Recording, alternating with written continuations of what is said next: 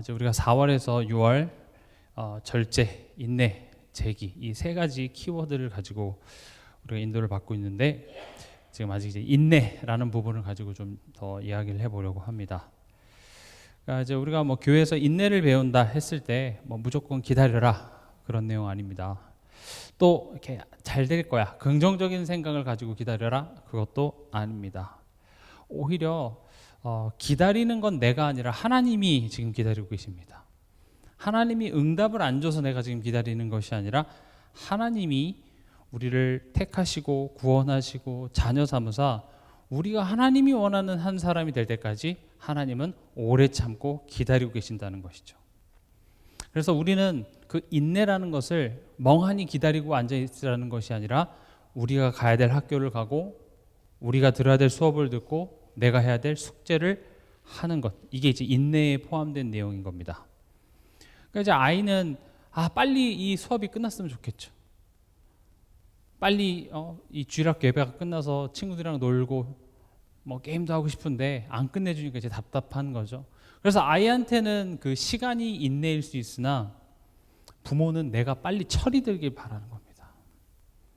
그러니까 누가 더 오래 참습니까? 아이가 그 수업 시간 끝나는 것을 인내라고 하겠습니까? 아니면 부모가 그 자녀가 철이 들 때까지 오래 참는 것이 인내겠습니까?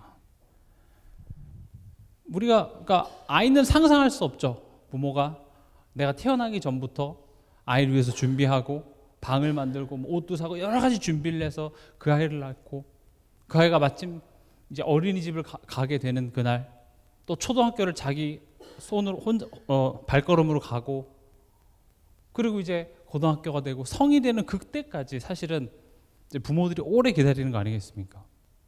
마찬가지로 우리가 이 땅에서 사는 시간들은요 하나님께서 나를 빚어가는 시간이라는 사실을 꼭 기억하시기 바랍니다.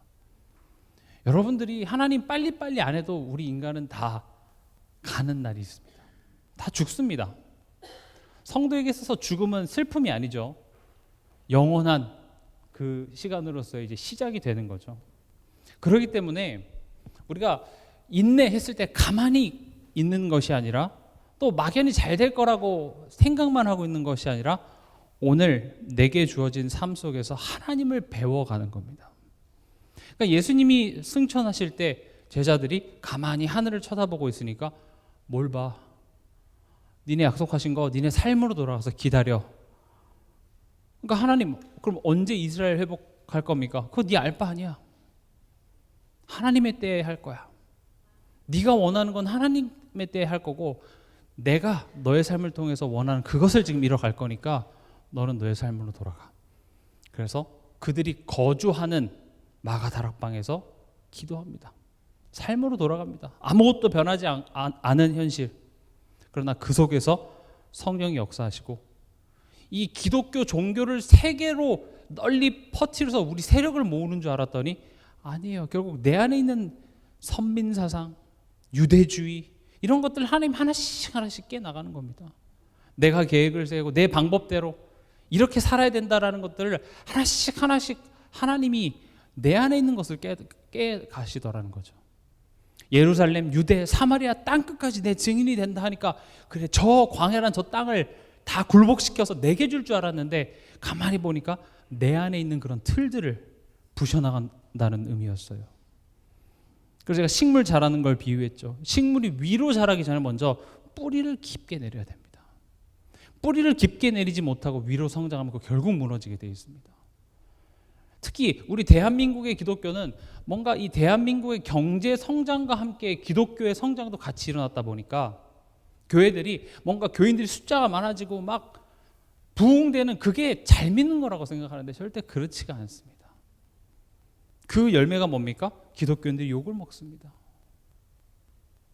그러는 것이 아닙니다. 복음은요 내가 변해지고 내가 하나님 앞에서 깊어져가는 과정들입니다. 그리고 그런 나의 삶을 통하여서 하나님이 드러나고 그러니까 요즘에 어디 나가서 나 교회 다닙니다를 얘기를 못 한다니까요. 여러분 자녀들한테 물어보세요. 친구들이 너 교회 다니는 거 알아? 몰라요. 왜요? 교회 다닌다라는 이미지가 흔히 요즘 애들로 말로 하면 찐따 같은 느낌이에요. 야, 너 사입이 그런 거 믿냐? 이렇게 돼요. 하나님을 믿는 것이 되게 비과학적이고 이상하다고 생각해요. 그게 이미지입니다. 기독교의 이미지가 그렇게 됐어요. 역사를 보면 그렇지 않습니다. 오히려 복음 가진 사람들이 그 시대에 야, 하나님 믿는 건 저렇게 멋있는 것이구나. 성경 다 그랬잖아요. 하나님 믿는 것이 결국 애굽 바로 또한도 그 앞에서 무릎 꿇고 야, 하나님이 우리 먹여 살리는구나.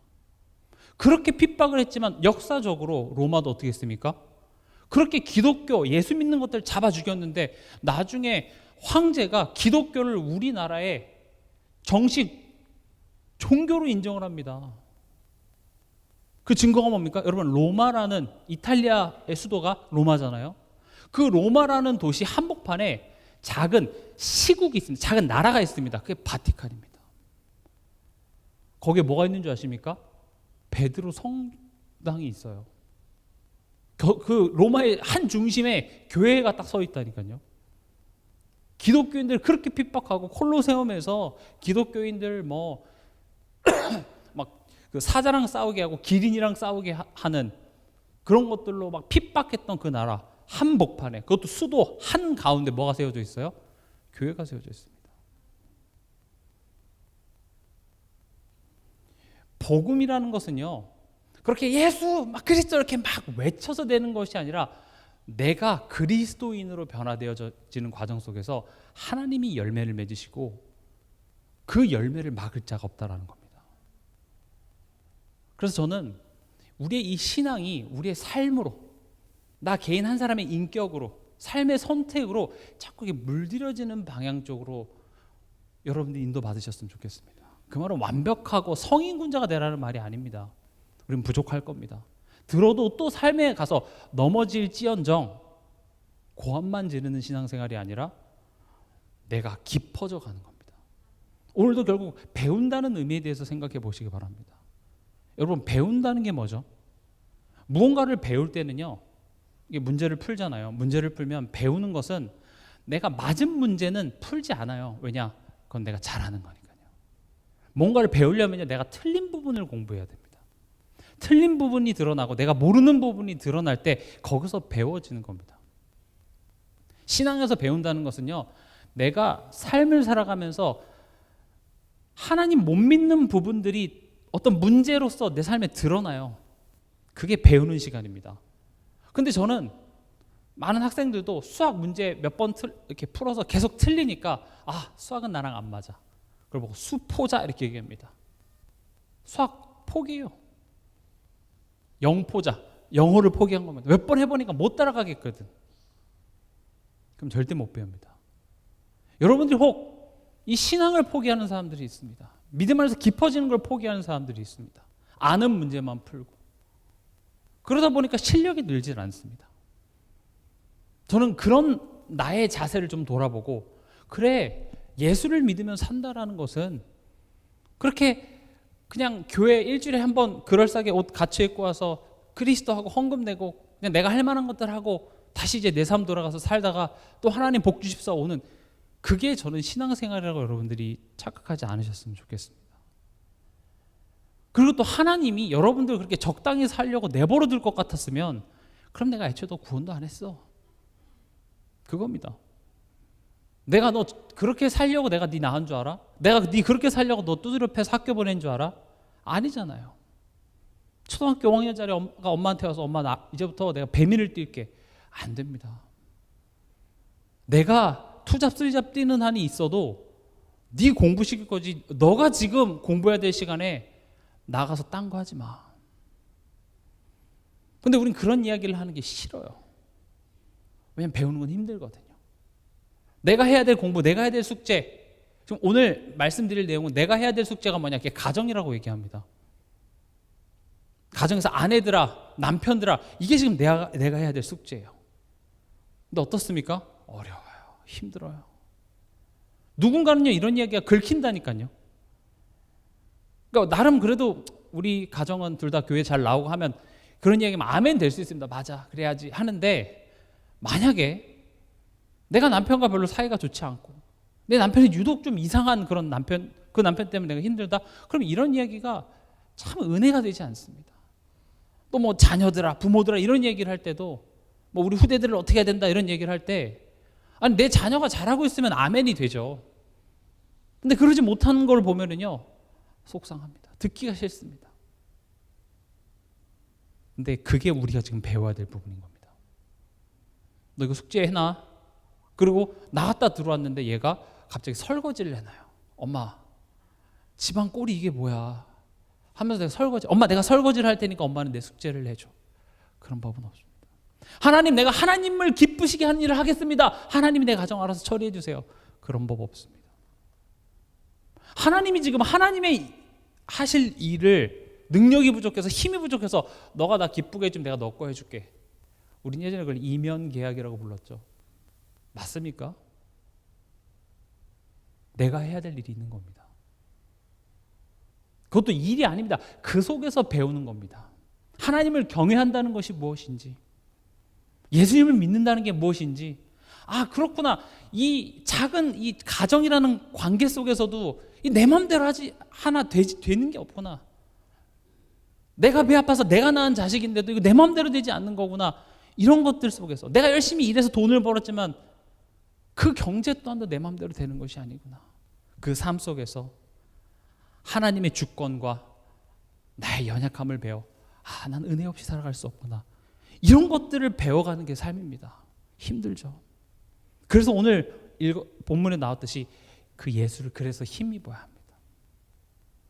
그리고 나만 고생하는 줄 알았는데 일주일 교회 딱 모여보니까 당신도 고생하고 있었군요. 나만 그런 게 아니라 당신도 그랬군요. 이게 성도의 교제입니다. 그러니까 초대교회 때도 한 주간 동안 핍박 당하고, 근데 나만 고생하는, 예수 믿는 것 때문에 나만 이렇게 힘들고 나만 고생하는 줄 알았더니 보니까 너도 있었구나, 너도 있었구나. 그래, 맞아. 우리 또 한 주간 또 화이팅 해봅시다. 승리합시다. 그렇게 서로 격려하고 또 삶의 현장에서 승리하고. 이게 교회입니다. 우리가 막 으쌰으쌰해서 교회를 뭘 만들어보고 교회에서 어떤 행사하고 그게 중요한 것이 아니라 진짜 예배는요 우리의 삶입니다. 여러분들의 가정입니다. 말 안 듣는 여러분 자녀를 놓고 눈물 흘리면서 기도하는 그 순간들이 예배입니다. 내 맘 같지 않죠.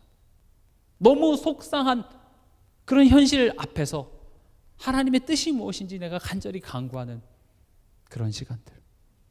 근데 심지어 하나님은 그것도 이겨내야 돼가 아니라 나와 그 순간을 함께 하시겠다고 합니다. 내가 널 절대 떠나지 않을 거야.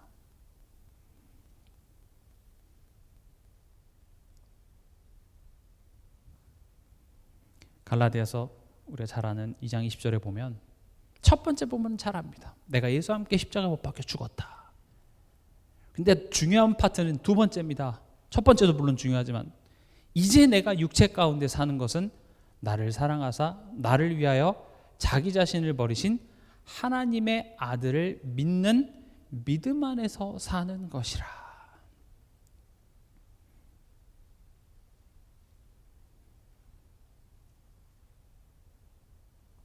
보세요. 믿었다. 내가 예수와 함께 십자가에 못 박혀 죽었다.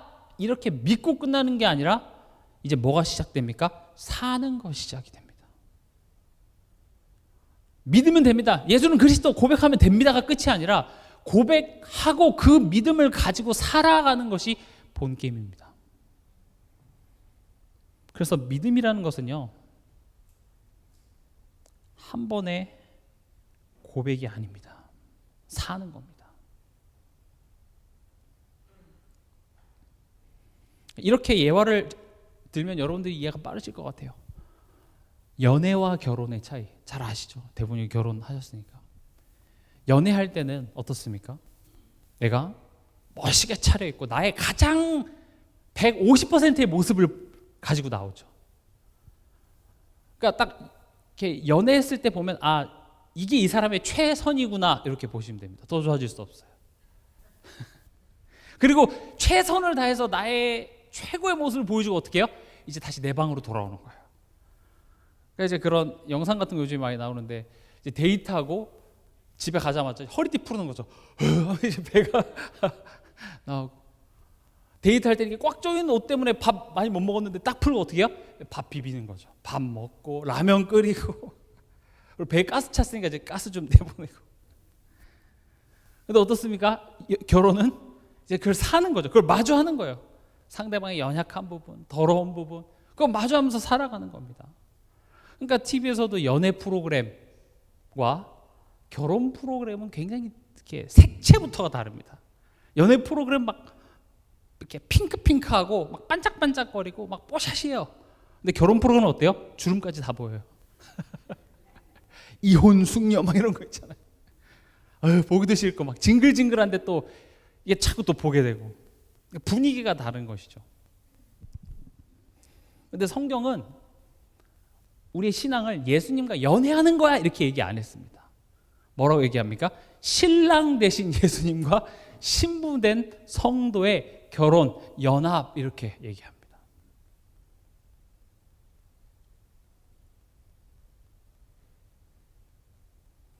제가 여기 대해서 굳이 많이 설명하지 않아도 여러분 잘 아시잖아요. 연애하는 기간과 결혼 생활은 아예 차원이 다르다는 거 여러분 너무 잘 아시잖아요. 왜 힘듭니까? 그러니까 제 그 결혼한 친구도 승재야 여자친구가 집에 안 가. 집에 가야 되는데 집에 안 가요. 그게 결혼했다라는 거죠.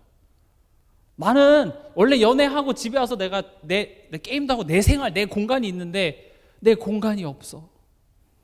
그래서 요즘에 남편들이 그렇게 그 화캉스를 많이 간다 그래요. 화장실 바캉스라고.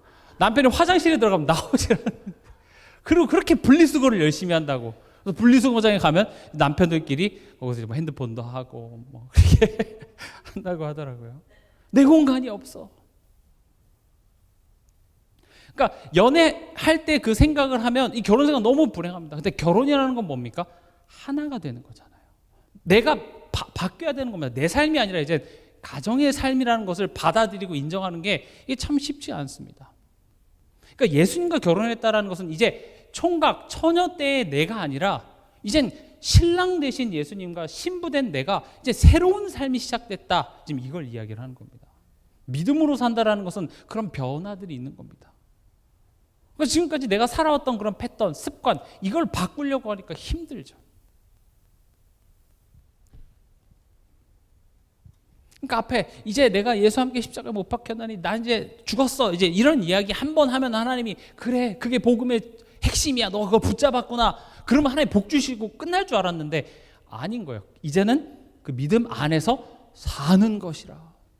죽었다고 고백했지 고백이 끝이 아니라 정말 죽은 것을 믿는 자 같이 너가 선택하고 생각하고 행동하고.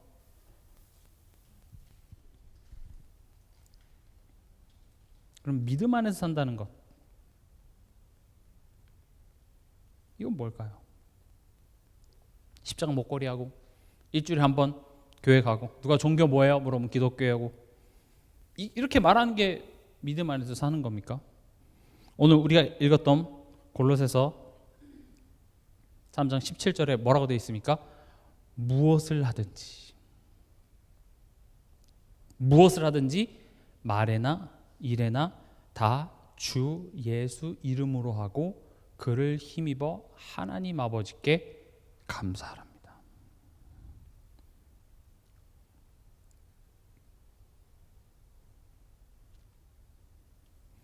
무슨 일을 하든지 예수 이름으로 하는 것.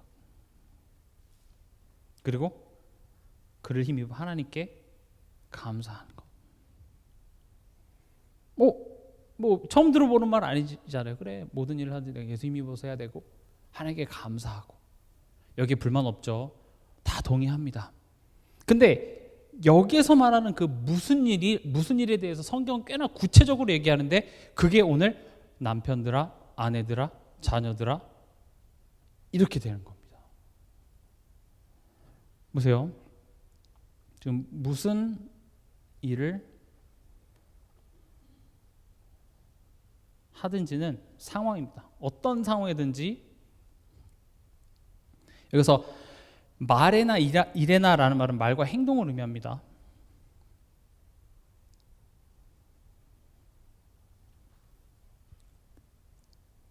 어떤 상황 속에서든지 너가 어떤 반응을 보일 거냐 이걸 얘기하고 있습니다. 앞서 설명드렸던 것처럼 우리는 이걸 배우는 겁니다. 아마 어떤 상황에서는 우리가 정신을 차릴 수 있습니다. 어떤 상황에서는 내가 넉넉히 이길 수 있지만 어떤 상황에서는 나의 이 말과 행동, 그러니까 나의 믿음이라는 것이 내 머릿속으로만 그냥 추상적으로 있는 것이 아니라 그게 나의 말과 행동으로 반드시 나타나게 되어져 있습니다. 제가 이번 주 수요일에도 말씀드렸죠. 귀신 들린 사람은 예수님을 알아봤습니다. 그런데 오히려 성경에 대해서 가장 많이 안다는 사람은 예수님을 못 알아봤습니다. 그렇죠? 성경에 대해서 많이 알고 지식을 많이 안다고 해서 예수님을 알아보냐? 그렇지 않습니다. 그래서 예수님이 뭐라고 했냐? 열매로 그 나무를 안다 이렇게 얘기한 겁니다. 왜냐? 거짓 선지자들이 너무 많거든요. 성경에 대해서 하나님을 안 믿고도 상식적으로 교양적으로 성경에 대한 이런 신학에 대한 지식을 우리보다 더 많이 아는 사람 많습니다. 심지어 난 무신론자야 라고 얘기하는 사람이 웬만한 목사들보다 신학을 더 많이 아는 경우도 많습니다. 그러나 하나님 믿지 않습니다. 사단이 우리가 성경을 잘할까요? 사단이 성경을 잘할까요? 사단이 훨씬 잘합니다. 어느 정도냐? 예수님을 시험할 때 말씀을 인용해서 예수님을 시험할 정도로 정신 나간 놈입니다. 그런 성경을 잘합니다. 그런데 그 열매를 통하여서 그 나무를 안다 했죠. 결국 내가 믿는다고 하지만 실제로 내 삶 속에 내가 어떤 말을 하고 어떤 생각을 하고 어떤 선택을 하느냐가 내 믿음의 상태를 드러내준다라는 겁니다. 그러니까 내 믿음이 훌륭하다라는 것을 증명하기 위해서 훌륭하게 살라는 말이 아니라 우리의 삶에 드러나는 열매를 통해서 나는 이거 은혜로 구원받은 것이구나 이거 확인하는 겁니다. 난 죄인일 수밖에 없구나. 이 모든 것은 내가 거룩해져서 내가 하나님을 온전히 믿어서가 아니라 마치 아담과 하와의 그 허물을 그 부끄러움 수치를 없애준 게 아니라 어린 양의 그 가죽을 어린 양은 아니죠. 그 양의 가죽을 입혀서 그것을 가려줬듯이 예수 그리스도의 죽음으로 그것을 우리의 수치를 가려주신 것이지 우리가 의롭게 된 건 아닙니다. 그럼 보세요. 이런 상황들을 통하여서 나의 연약함들이 드러나고 그 연약함을 가지고 그럼 나 구원 못 받은 거 아닌가 이렇게 하라는 말이 아니라 그 연약함에도 불구하고 나를 사랑하시는 하나님의 사랑, 이렇게 내가 죄를 지음에도 불구하고 하나님을 아빠 아버지라고 부를 수 있는 것은 예수님이 나의 구원자 되어주셨기 때문에 내가 오늘도 하나님께 기도합니다. 하나님 아버지라 부르짖습니다 라고 내가 인격적으로 반응하는 것을 보고 예수를 그리스도로 믿는다 이렇게 얘기합니다. 예수를 그리스도로 믿는다는 것은 예수는 그리스도를 1000번 만번 말로 주문처럼 얘기해서가 아니라 내가 죄인임을 깨달아야 돼요. 예수님과 가까워졌다라는 증거, 나의 연약함이 드러나는 겁니다. 그리고 그 연약함이 십자가 앞으로 나를 이끈다. 그거 나 예수님과 가까워지고 있는 겁니다. 반대는 뭡니까? 내가 잘하고 있는 것 같아요. 내 생각, 내 계획이 맞다고 생각해요. 내 경험 맞다고 생각해요. 그럼 점점 더 하나님을 의지할 필요가 없어지죠.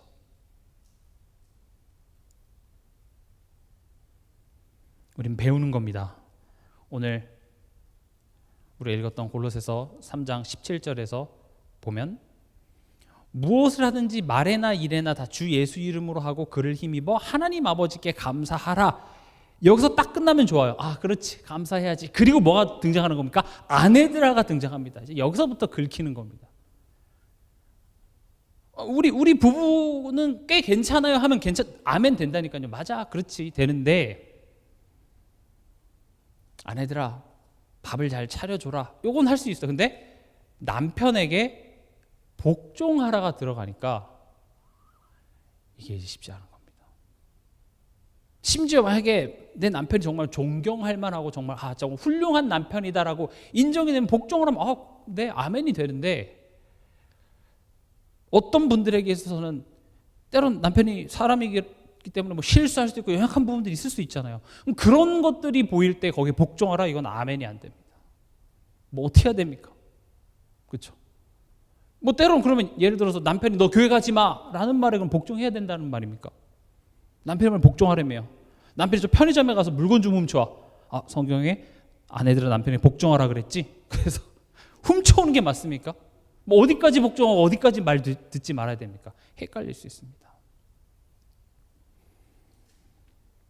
그 내용에 대해서 구체적인 설명이 들어가기 전에 먼저 우리가 오늘 읽었던 잠언서 27장 17절 뭐라고 되어 있습니까? 철이 철을 날카롭게 하는 것 같이 사람이 그의 친구의 얼굴을 빛나게 하느니라. 오늘 말씀의 제목이기도 합니다. 철이 철을 날카롭게 합니다. 그러니까 예전에 칼을 갈 때 그 철로 이렇게 연마를 했잖아요. 철을 철로. 결국 이건 무슨 말을 하냐? 사람으로 사람을 연마한다는 이야기입니다. 성경이 얘기하는 것은. 책도 아니고 다른 게 아니라 사람은 사람으로 연마되는 겁니다. 여러분 칼을 갈 때 어떤 일이 벌어집니까? 마찰이 일어나죠. 열이 발생합니다. 스파크가 튀기고요. 압력이 가해져서 내가 깎여집니다. 칼을 간다는 것은 내가 갈리는 거잖아요. 그렇죠? 결코 유쾌한 작업이 아닙니다. 한때 저 이렇게 칼 가는 걸 좀 재밌어가지고 칼을 많이 갈았습니다. 그러니까 한이 많아서 그런 칼이 아니라 정말 주방용 칼 있죠. 그렇게 이렇게 낡게 갈아가지고 잘 썰리면 기분이 좋더라고요. 그래서 이렇게 칼 가는 걸 많이 했는데 자꾸 칼을 갈다 보면 그 칼이 점점 진짜 갈려져서 이렇게 얇아집니다. 그래서 이렇게 식당 뭐 10년, 20년 이렇게 하신 분들은 처음에 살 때 칼이 이렇게 두꺼웠는데 점점 얇아지죠. 이처럼 하나님은 사람으로 사람을 빚어가십니다. 성경의 인물들을 한번 쫙 다 돌아보세요. 한나에게 분인나가 있었습니다. 임신하지 못하게 하심으로도 부족해서 하나님께서는 분인나를 붙여서 한나를 격분케 하십니다. 요셉에게 요셉을 미워하는 정도가 아니라 요셉을 죽일까? 인신매매범에게 팔 그런 나쁜 형들을 하나님께서는 같이 붙이십니다. 다니엘이 뭘 그렇게 잘못했습니까? 오히려 잘했고 칭찬받아야 되는데 다니엘에게는 시기하는 그런 주변 사람들이 있었고요. 다윗에겐 사울이 있었고요. 인생에 꼭 그런 악역이 있습니다. 내가 뭘 그렇게 잘못했길래 내가 전생에 무슨 죄를 졌길래가 아니라 하나님이 사랑하시는 그 하나님의 사람에게 꼭 철이 철을 날카롭게 하는 것처럼 사람을 붙이십니다. 그게 가정이라고 얘기합니다. 이게 여러분들이 좀 인정되시기 바랍니다. 이게 인정된다고 해서 갑자기 막 좋아지고 편해진다라는 말이 아니라 힘들 겁니다. 많이 힘들 겁니다. 근데 포인트는 뭐냐? 힘든데 우린 또 고집스럽게 하나님을 또 의지하지 않아내. 그게 문제예요. 힘들면 하나님께 나가면 되는 거예요. 하나님을 의지해야 되는데 그 상황 속에서 내 고집과 내 경험과 그 순간에 내 감정으로 그것을 해결하려고 하고 안 되니까 힘드니까 그 힘듦을 누구한테 위로받아요? 하나님이 아닌 드라마나 식탐이나 소비나 이런 걸로 간다니까요. 그러니까 삶이 무너지고 관계가 무너지고 그러니까 특히 이제 요즘 MZ 세대들 같은 경우 이렇게 사람 관계들을 코로나를 겪고 뭐 이래가지고 이렇게 사람 관계를 잘 못합니다. 그래서 여러분 그 20대, 10대 아이들한테 갑자기 전화하면 10대 아이들 심장 터집니다. 전화하지 마세요. 전화 굉장히 힘들어요. 왜냐? 뭐라고 말해야 될지 몰라. 전화가 무섭습니다. 여러분 이해 안 되시죠? 카톡 이거 하는 것보다 그냥 전화해서 집사님 그거 갖고 이렇게 하는 게 우리는 쉽잖아요. 근데 애들한테 전화하자면 애들 무서워합니다. 그리고 못 받아요 한 번에. 그리고 왜 전화했지? 뭐지? 그리고 되게 두려워하는 마음으로 전화를 하는 게 아니라 왜 전화하셨어요? 하면서 왜냐 카톡은 오면 내가 그걸 보고 이렇게 뭐라고 맞받아 쳐야 될지 생각하고 준비를 할 수가 있잖아요. 근데 전화는 어때요? 지금 물어보면 내가 지금 답을 해야 되니까. 그러니까 이 사람과의 관계를 안 하다 보니까 불편한 거예요. 그래서 점점 더 골방으로 들어가고 그냥 온라인 세계에 갇히고 이렇게 되는 거죠. 근데 그렇게 사람을 피해서 골방으로 들어가면 절대 훌륭해질 수가 없는 겁니다. 상처받을까 봐 난 교회 가지 않아. 이혼할까 봐 결혼하지 않을 거야. 똑같은 내용인 겁니다. 하나님께서는요, 철을 날카롭게 하는 것 같이 사람이 그의 친구의 얼굴을 빛나게 하느니라. 여러분들에게 붙여주신 그 배우자, 물론 내가 선택한 겁니다. 여러분 결혼하실 때, 결혼을 결심할 때 하나님께 정말 말씀을 붙잡고 기도하면서 하나님, 이 사람이 맞습니까? 그렇게 하나님의 뜻을 물어보면서 기도했습니까? 아니면 저 사람이 좋으니까 모든 말씀을 이렇게 갖다 붙여서 내가 선택했습니까? 아마 후자가 많을 겁니다. 내가 선택한 거예요. 내 기준으로. 내 눈에 보기 좋은 거 선택했어요. 근데 하나님은 내가 선택한 그것을 가지고 하나님은 내게 가장 복된 것으로 바꾸실 수 있습니다. 하나님은 그렇게 무능하지 않습니다. 네가 잘못된 선택했으니까 난 몰라고 네가 알아서 해가 아니라, 내가 선택한 어리석은 선택도 하나님은 그걸 후회로 만드는 것이 아니라 내게 가장 복된 것으로 만드실 수 있는 하나님이십니다. 그런 측면에서 여러분들의 인생에 지금 내게 주어진 이 가정, 이거 실수 아닙니다. 후회하는 것은 나는 하나님의 주권을 도통 믿지 못하겠습니다. 그러니 하나님 빨리 데려가 주시든지 내 남편 좀 어떻게 하시든지. 그러니까 어떤 그 장수 프로그램에서 이제 할아버지 이렇게 침 놔주니까 할머니가 아이고 우리 영감 오래 살겠네 이렇게 빨리 갔으면 좋겠는데 저 침 맞으면 더 오래 살 것 같다고. 그러니까 빨리 가기를 바라는 게 아니라 내가 지금 날카롭게 갈아지기 위해서 하나님이 나를 견뎌줄 수 있는 한 사람을 붙여준 겁니다. 귀한 사람입니다. 사실은. 예수 안 믿는다고 남편을 마귀 새끼처럼 보지 마시기 바랍니다. 뭐 여러분은 마귀 새끼 아니었습니까? 우리 다 불신자고 하나님의 은혜로 된 거지 내가 뭐라고 내가 하겠습니까? 하나님 먼저 나를 택하시고 또 내가 오히려 더 모자라기 때문에 먼저 줘서 나중 된 자가 먼저 된다니까요. 요 정도 내가 나를 이렇게 단련시켜줘야 나중에 남편 딱 믿었을 때 이게 같이 수준이 맞아지니까 하는 거 아니겠습니까? 그렇죠? 예전에 바울 이렇게 핍박했다가 왔을 때 아이고 모르는 것 이래 핍박했다가 나중에 사도 바울이 어떻게 됩니까? 훌륭이니까 민망했겠죠. 베드로도 그렇고. 나중 된 자가 처음 더 크게 될 수도 있는 겁니다. 여기에 대하여서 에베소서에서도 같은 내용들을 얘기하고 있죠. 우리 에베소서 5장 21절 한번 읽어보겠습니다.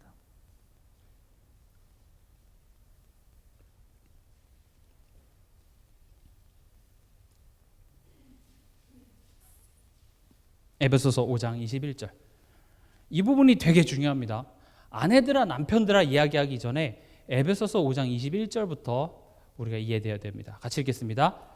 그리스도를 경외함으로 피차 복종하라가 먼저 나옵니다. 아내들이여 남편에게 복종하라가 먼저 나오는 게 아니라 그리스도를 경외함으로 서로 복종하라가 먼저 나오는 겁니다. 경외한다라는 게 뭘까요? 경외. 우리가 이런 단어들을 좀 여러분들이 좀 집중해서 국어사전도 좀 찾아보시고 요즘에 네이버 이렇게 검색하면 나오거든요. 한번 꼭 찾아보시기 바랍니다. 경외한다라는 것은 두려워한다라는 말입니다.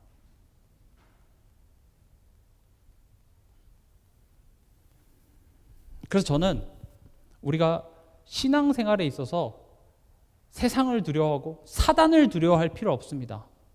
우리 누구를 두려워야 됩니까? 그 모든 것을 창조하신 하나님을 두려워하시기 바랍니다. 사단이 이렇게 역사한다면서 하나님은 그거보다 더 크십니다. 전 그래서 분명 우리 삶 속에 우리를 속이는 사단이 있지만 전 사단을 강조하지 않습니다.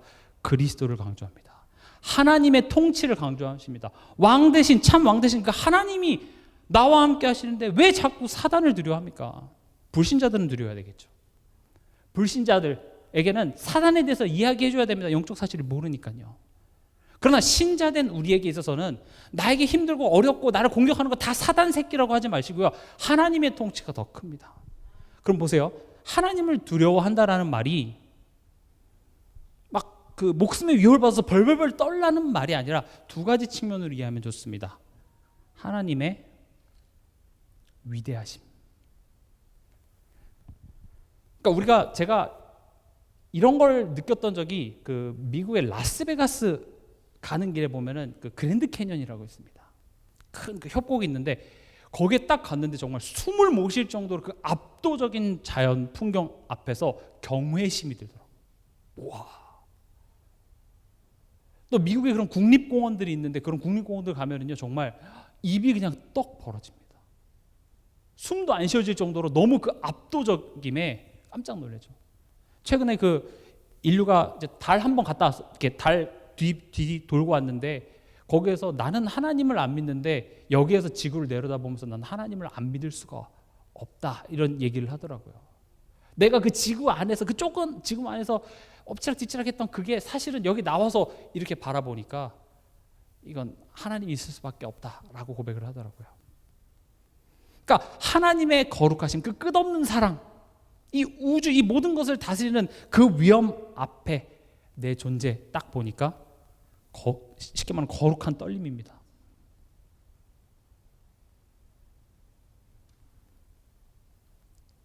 시간이 많이 없기 때문에 바로 두 번째로 하면 두려워한다는 것은 나의 그 앞에 하나님의 전능하시고 위대함 앞에 나의 작음, 나의 연약함을 있는 모습 그대로 인정하는 것. 이게 여호와를 경외한다 이렇게 얘기합니다.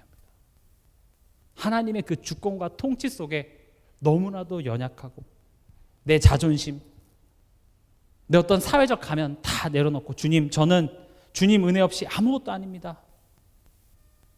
이런 마음 상태가 주님을 경외한다 이렇게 얘기합니다. 내 인생의 주인은 내가 아닙니다.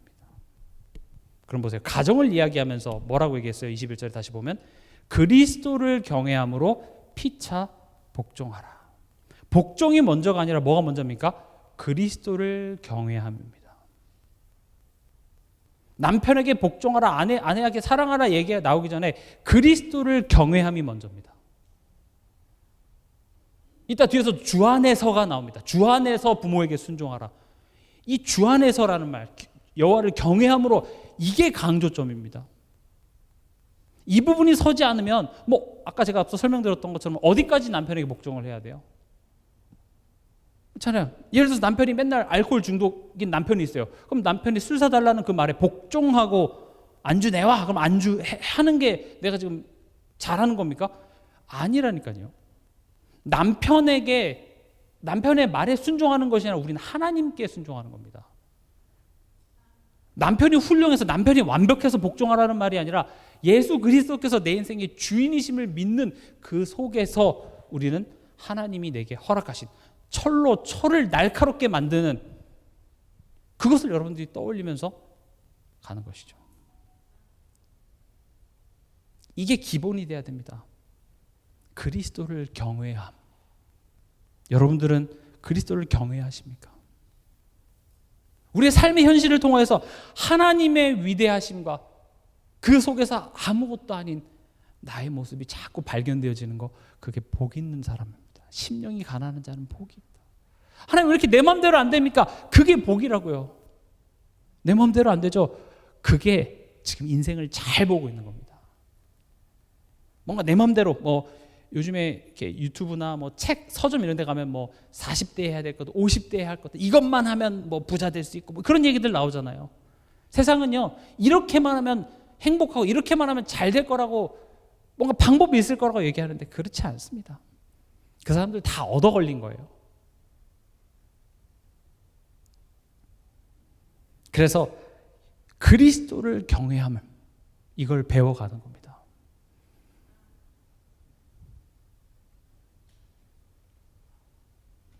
걱정하지 마십시오. 아내들아에서 끝내겠습니다. 시간이 많이 지났기 때문에. 에베소서 5장 22절에서 24절 제가 읽어보겠습니다. 아내들이여 자기 남편에게 복종하기를 주께 하듯 하라. 이는 남편이 아내의 머리됨이 그리스도께서 교회의 머리됨과 같음이니 그가 바로 몸의 구주시니라. 그러므로 교회가 그리스도에게 하듯 아내들도 범사에 자기 남편에게 복종할지니라. 이거 읽으면서 남편분들 되게 으쓱해지시면 안 됩니다. 지금 이 내용은 남편에게 복종이 포인트가 아니라 지금 두 가지를 얘기하고 있어요. 예수님이 우리 인생의 머리야, 주인이야. 그분을 주로 인정하고 복종해. 이걸 얘기하는 겁니다. 보세요. 남편에게 복종하기를 죽게 하듯 하라. 그럼 아마 지금 여러분들이 여러분 남편에게 하는 거 여러분 예수님께 하듯 하고 계실 겁니다. 정말 예수님을 여러분 어떻게 하고 계십니까? 그거 지금 생각하는 거예요. 예수님이 여러분 삶의 주인이십니까? 그러니까 돌아보는 거예요. 내가 지금 남편에게 하는 그 모습이 사실은 소름 돋을 정도로 내가 지금 예수님께 대하고 있는 모습이랑 똑같아요. 내가 정답을 아는 거죠. 내가 이미 답을 정해놓고 너는 대답해. 이거예요. 지금 얘기하는 겁니다. 바울은 남편한테 잘해라를 얘기하는 것이 아니라 그리스도가 너의 인생의 머리고 너의 인생의 주인이야. 그분이 너의 인생의 주인임을 복종해. 그 복종함이 뭘로 이어지는 거예요? 남편과의 관계로 이어진다는 겁니다. 우리 한 구절만 더 찾아보고 마치겠습니다. 베드로전서 3장 1절에서 2절.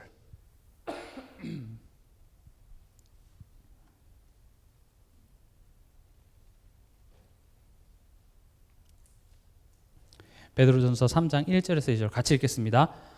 아내들아 이와 같이 자기 남편에게 순종하라. 이는 혹 말씀을 순종하지 않는 자라도 말로 말미암지 않고 그 아내의 행실로 말미암아 구원을 받게 하려 함이니 너희의 두려워하며 정결한 행실을 봄이라. 지금 이 내용이 뭐냐? 불신자 남편이라 할지라도 네 말로써 족치지 말고 네가 어떻게 말하고 어떻게 행동하는지 보고 있으니 너가 잘해. 이겁니다. 남편 복음화가 포인트가 아니에요. 그리스도가 내 인생의 주인이시고 그분이 내 인생의 머리이심을 내가 깨닫고 그분께 순종하는 그 삶의 열매를 남편이 보고 있다는 겁니다. 지난 시간에 설명드렸죠. 예수님이 내 인생의 배에 타고 계신다는 사실을 확신하는 자는 풍랑이 와도 흔들리지 않습니다.